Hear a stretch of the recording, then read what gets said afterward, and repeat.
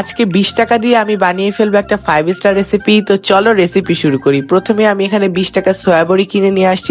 এই সয়াবড়ি দিয়ে আমি বানাবো সেই 5 স্টার রেসিপি। তো চলো রেসিপি শুরু করি। প্রথমে সয়াবড়ি গুলোকে ঠান্ডা পানি এবং লবণ দিয়ে ভিজিয়ে এটাকে ভালোভাবে কচলিয়ে কচলিয়ে ধুয়ে নিতে হবে। ধুয়ে নেওয়া হয়ে গেলে এবার সব সয়াবড়ি গুলোকে এর মধ্যে দিয়ে দিব। দিয়ে এবার এটাকে ভালোভাবে জাল করতে হবে প্রায় 5 থেকে 7 মিনিটের মতো। পানি থেকে এরকম বাবলস হয়ে যাচ্ছে, তখন মনে করবে তোমার সয়াবড়িটি পুরোপুরি ফুললি সেদ্ধ হয়ে গেছে। এবার এর মধ্যে ওই পানিটাকে ফেলে দিয়ে ঠান্ডা পানি দিয়ে কয়েকবার ধুয়ে নিবে। ধুয়ে নেওয়া হয়ে গেলে এবার একটা বাটিতে নিয়ে নিবে। এরপর এখানে হলুদের গুঁড়া, মরিচের গুঁড়া, জিরার গুঁড়া, ধনের গুঁড়া, গোলমরিচের গুঁড়া, লবণ এবং এর মধ্যে দিয়ে দিবে ময়দা। ময়দার বদলে তোমরা আটাও ব্যবহার করতে পারো। তো আমার কাছে ময়দা ছিল তাই আমি ময়দা ব্যবহার করছি। এরপর একটা কড়াইতে পর্যাপ্ত পরিমাণে তেল নিয়ে নিয়েছি। তোমরা যদি বড়লোকস হও তাহলে বেশি করে তেল নিবে। আমরা আবার বড়লোকস না, গরিব, সেই কারণে আমরা অল্প তেল নিয়েছি।